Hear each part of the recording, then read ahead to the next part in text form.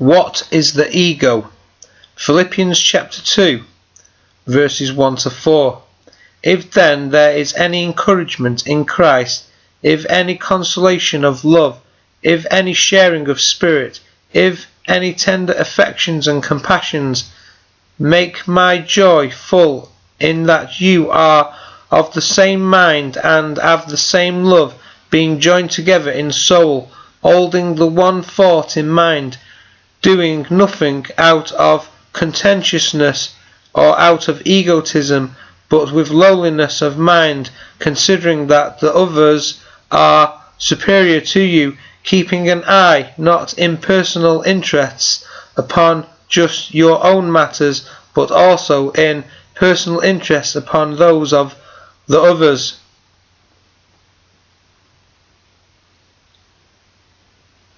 And Galatians chapter 5 and verse 25, if we are living by Spirit, let us go on walking orderly also by Spirit.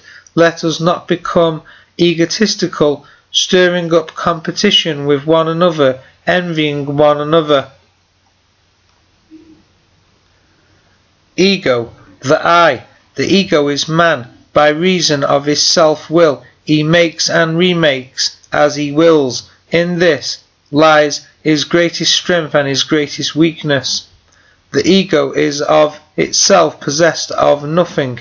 It is a mere ignorant child in the mind of being, but through the door of its consciousness must pass all the outward senses.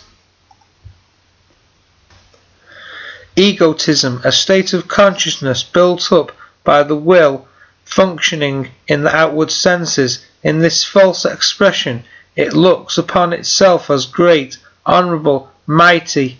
Egotism stops the flow of spiritual life in the mind and heart of the believer.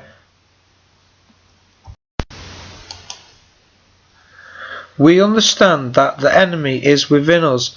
Our natural impulse is to indulge and satisfy self. The flesh and the spirit battle for our mind constantly. The natural tendency to translate everything in our lives indulgently is reflected in the fact that the blood rushes through our body, powered by the heart. We are told that the heart is the greatest deceiver in creation. The heart is more treacherous than anything else, and is desperate. Who can know it? Jeremiah chapter 17 and verse 9.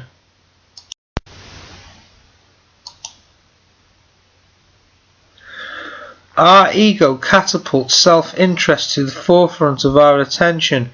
Daily readings of the Bible, Bible study and prayer subdues the power of the ego. Over a period of time, the reflective mind, remembering the pain of past ego-driven mistakes, will grow in wisdom. But ego never disappears. It can only be subdued, and its power limited by the constant reintroduction of spiritual thinking. There are two egos, the carnal and the spiritual. The carnal ego, when the self-will attaches itself towards the outward senses of consciousness, it builds the ego, which has no basis in the new life of the believer. This is known as the old self, the old man of the flesh, or the carnal mind. It is the thinking of the flesh that causes all the trouble in the world. The spiritual ego, the true self, an individualized center of the Christ consciousness, as Paul says in Galatians chapter 2 and verse 20, I am impaled along with Christ. It is no longer I that live, but it is Christ that is living in me.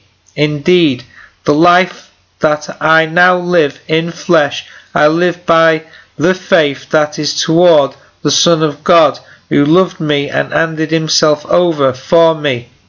I do not shove aside the undeserved kindness of God, for if righteousness is through law, Christ actually died for nothing. So it is no longer I that live, but it is Christ that is living in me. This is conscious identity with Christ, our real self.